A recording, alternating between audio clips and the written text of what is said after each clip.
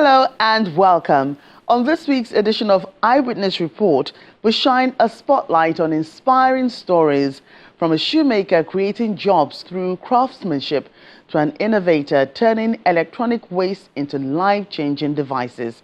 Plus, the Ikom-Obudu Federal Highway, where weary commuters and motorists renewed their call for urgent government intervention. I'm Joke Rogers. Welcome to the program.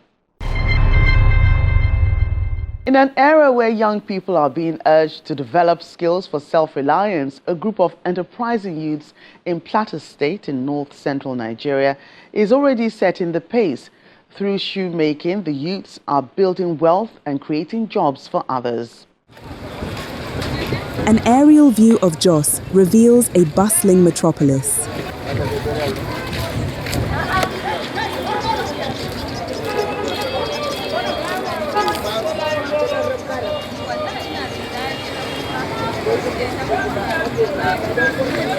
But behind the rhythm of this city lies a quiet reality, the struggle of youth unemployment.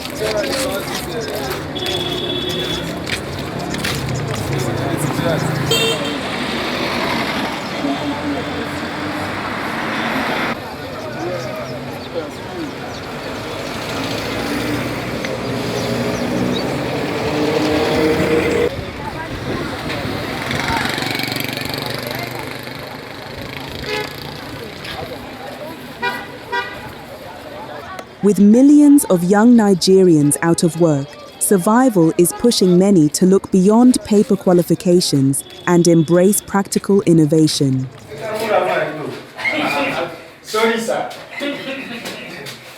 One of them is Daniel Dung, a university graduate who braved the odds to master the art of shoemaking in leather works.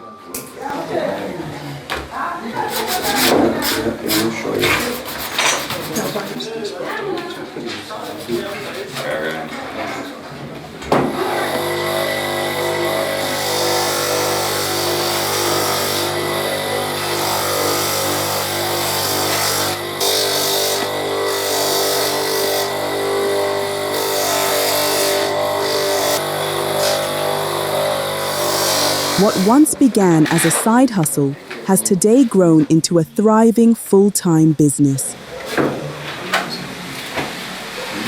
TC driver.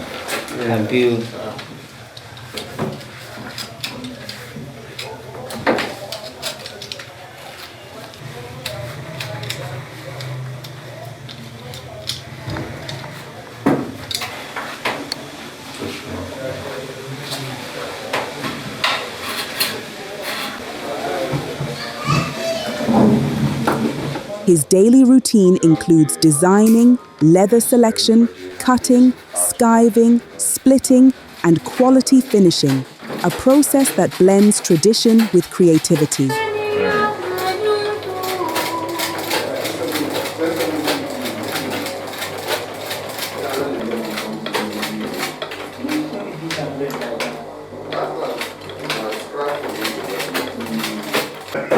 Over the years, Daniel has trained more than 100 young people, giving them the tools to become self-reliant and even job creators in their own right. I love shoemaking, and it's a good job, it's a good skill job, and I like to, if I finish, to set up on my own so that some other will benefit on me. Someone who was under me. This your bank points. So automatically gets your bank points right down. So if you want to go more further.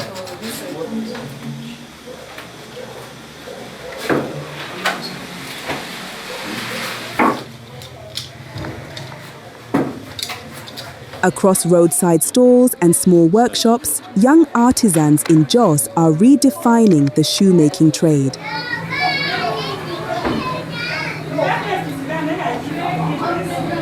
No longer limited to mending old footwear, the craft is now gaining prestige, with technology helping to boost branding and marketing.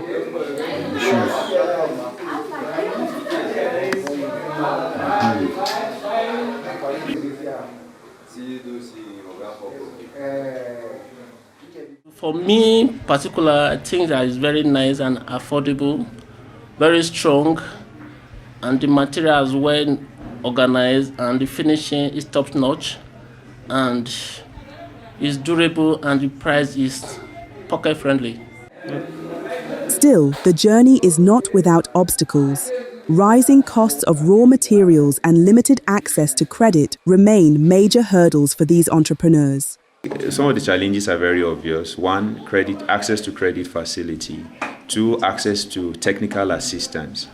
For instance, an entrepreneur in Nigeria doesn't know it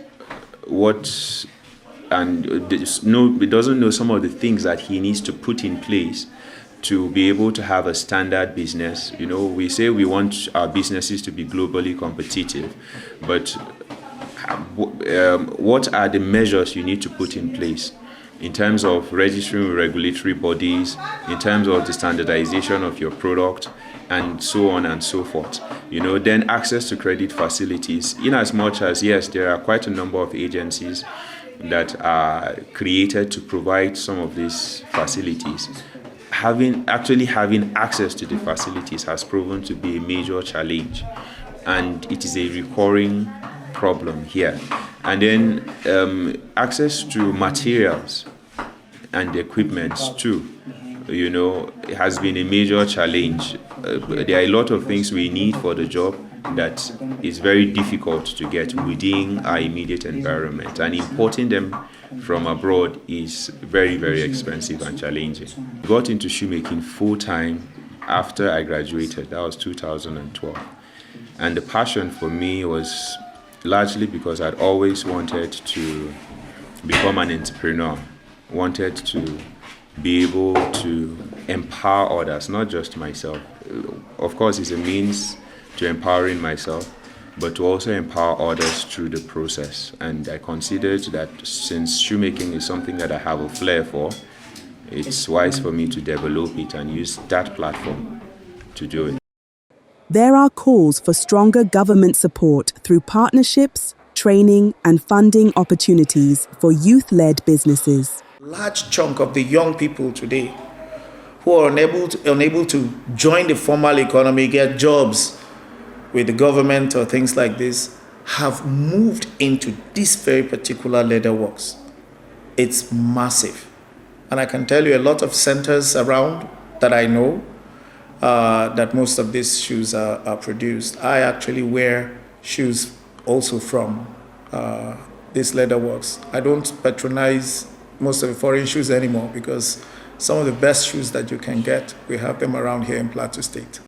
As shoemakers in Jos turn leather into livelihood, they embody a larger story, that the future of work in Nigeria may well rest in the hands of those bold enough to turn skills into opportunity. Also in Plateau State, a young entrepreneur is redefining waste by recycling discarded electronics. He's proving that what many call trash can, in fact, become tomorrow's technology. Every day, heaps of electronic waste pile up across Nigeria. But in Jos, Plateau State, 34-year-old computer science graduate Zhang Luka is transforming that waste into opportunity. Through his company, Zhang Global, discarded electronics are reborn as phone chargers, solar lanterns, USB cables, and power banks. Affordable solutions that cut costs, protect the environment, and prove that made in Nigerian products can compete globally. The reason for the journey is to build homegrown products, to build products that will solve some of the challenges that we have, in Nigeria.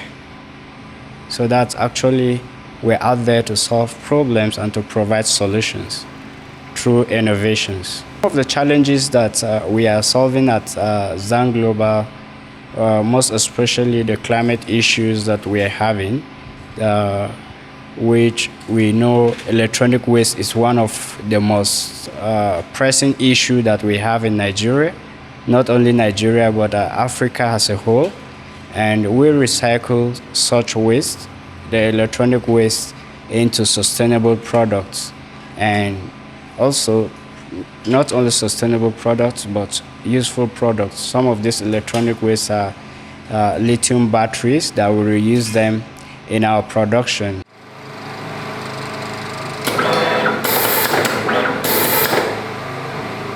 His breakthrough earned him a national recognition at the MSME Awards in 2019, sparking growth and wider impact. Sourcing 70% of raw materials locally, Lucas' innovations are bridging Nigeria's energy gaps, bringing light to rural communities, empowering homes and businesses nationwide. We need more support from the government in terms of enabling environment, to create an enabling environment for us to strive favorably and be able to take our innovations to the next level. And also not only the federal government, because also the Plateau State government too can also come in and key in and see what we are doing. We are not just saying that government should only provide the resources, because government can actually invest in this, because it's going to be a win-win thing where government can have a percentage, because our bigger vision is to build a full production plants for our production. And if government is able to come in, provided the needed resources, we'll be able to build a full-scale production plant whereby we'll export, not only serve only Nigeria, whereby we'll be able to export our products to other African countries. Beyond product, he has trained over 50 young people, including displaced persons, in recycling and tech skills, turning waste into livelihoods. I decided to learn this because of the passion I have for electronics and innovation in general. My dream after learning to increase more and have more ideas in innovation to produce more things that will be able to solve the world's problem. Encouraged by such ingenuity, the Plateau State government says it is now mapping young innovators for support.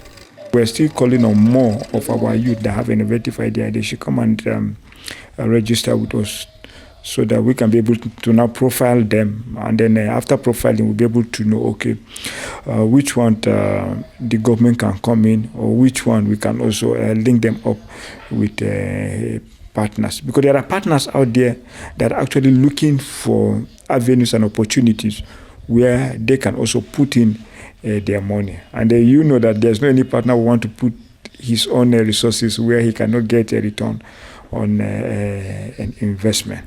And so by the time we do that, I think we'll be able to help the youth to see how their innovative ideas can be assisted, to see that they are also self-reliant, so that they can also contribute to the socio-economic development of the state. With unemployment rising and the environment under strain, Lucas' story is a reminder that what we discuss today could hold the power to fuel Africa's tomorrow.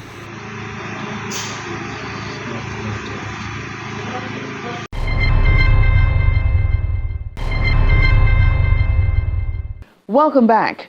Finally, to Cross River State in the South-South, where residents and motorists along the Ikom-Obudu Federal Highway are lamenting years of neglect. With the road now nearly impassable, they're calling on the federal government and other stakeholders to urgently step in before conditions deteriorate.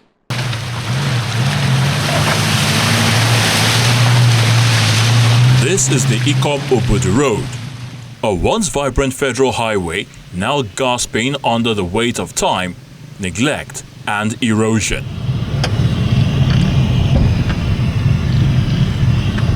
Stretching over 100 kilometers, this vital route links 4 local government areas in Cross River State: Ikom, Boki, Bekwara, and Obudu.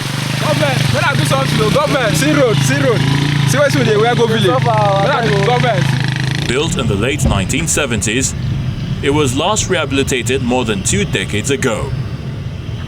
Since then, nature and negligence have reduced it to a crumbling path of potholes. This is Ikom-Obudu Highway. The Ikom-Obudu Highway cuts across Ikom local government, that is from Ikom, Ajinkpo, that's Akbalabon, passing through Etun local government, Boki local government, Obanliku local government, and directly to Obudu, and from Obudu straight to Vandikia in Benue State. Right now, this road is no longer motorable. The vehicles here that are traveling from Ikom to Obudu, they no longer pass through this road because the road is no longer motorable. They do pass through Ogoja down to Obudu, which is even farther than this place. Now, if anybody wants to travel through this road, the person will have to wear farm clothes. Just like me now, I've worn my clothes, I'll still have to wear rain boots on myself before going to anywhere. So please, the government, help us. Whatever thing you can do to make sure the road will be fixed, help us. If it is possible, they should scrape the road, because ever since this road was created, I was not even born then. Far long ago, but they'll keep on passing the potholes, snap and send, pass the potholes will still break again, they'll still pass it. Even the main roads, the one they created since before I was born, they are even stronger than the ones they are doing now. And look at the road now, they added more to it during dry season. Now it is rainy season, we are suffering it. You can look at me. I can't dress properly, not even me alone. So many people, even in the Boki local government, those in Obanliku, if they want to travel, they have to wear farm clothes. Passing through it's not fair. Please, government, help us. Whatever thing you can do, help the people of Cross River State, Central and Northern. Please, our senators, please help us. This is a federal road, though. This is a federal road. It cuts from Cross River directly to Benue State. Once celebrated as the gateway to the Obudu cattle ranch, the road used to ease access to Obudu, Obanliku, and Bekwara. In the early 2000s, it cut down travel time and spurred tourism, agriculture, and trade. Today, that legacy has been eroded. Honestly, from now, Benenge here till Obudu, the road is not have been easy for drivers. And this is the same place we government make revenue from this route. Timber, cocoa, all the leaves are from here, but yet we don't have a good road here. So please, people should help us. Like now, especially from here to Benenge, if people are going towards the road, you cannot even take it. You can't take it because of the bad route.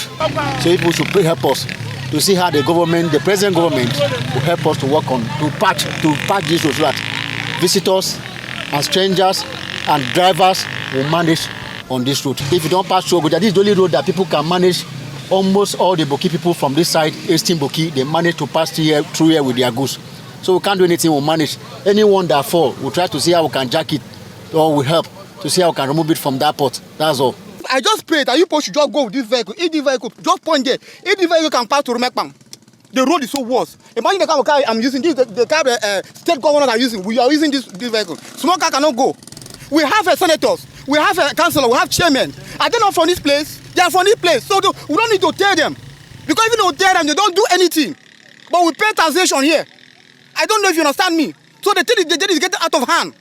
It's getting out of hand, really getting out of hand. They cannot do it for 5 years. Because last time we had that they approved these roads. We here we saw pictures on the wall that the road have been constructed. You got nothing like that have been done. So if you are telling me how urgent, that is Nigerian word and that is politician words. So I can't tell you that they work the road tomorrow, but we are just praying that God should send a Messiah for it to work. And this is a road that leads to Obudu Cattle Ranch, a tourist center, as you look at it. It is a road that links Cross River Benue to Abuja, the primary capital of this nation. Look at the way the road looks like.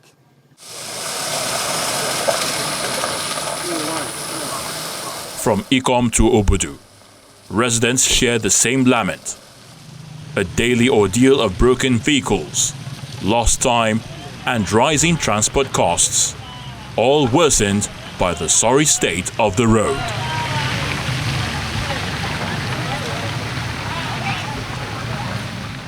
I am from Ormekpang in Boki local government area, plying Ikom and Ormekpang on daily basis.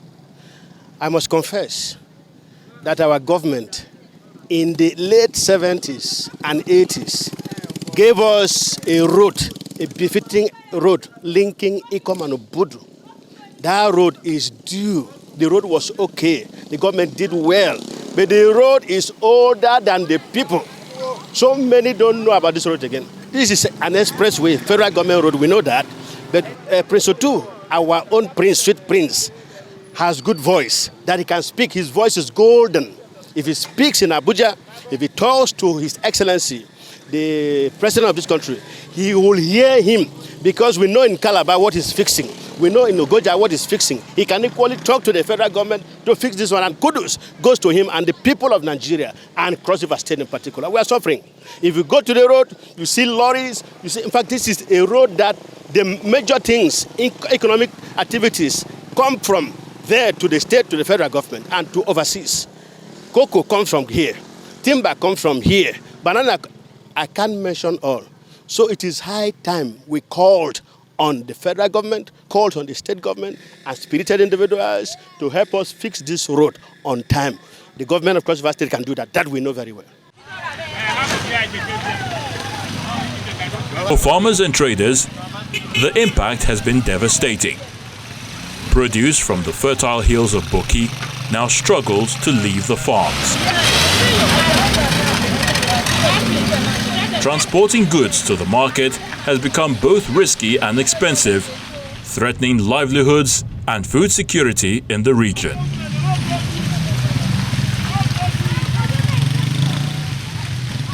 The Federal Ministry of Works in Calabar confirms that reconstruction plans are underway, but no timeline has been provided.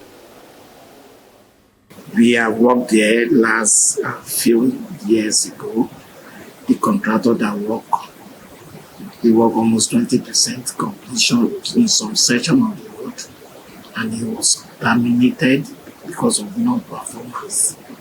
And we have sent a proposal for full reconstruction of the road to the Eyewitness. The road is under design.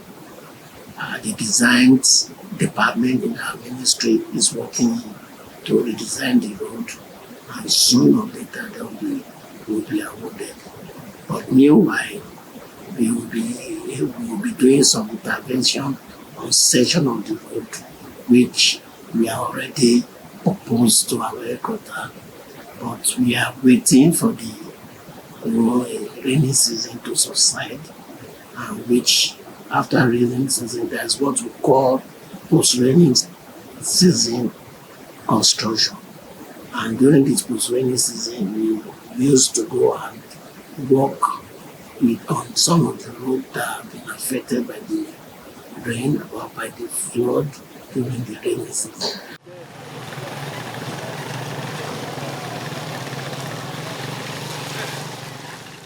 Meanwhile, voices across the region continue to rise, not in rage, but in resilience. Communities are calling not just on the government, but also on development agencies and concerned Nigerians to see their suffering not as a distant issue, but as a shared national responsibility.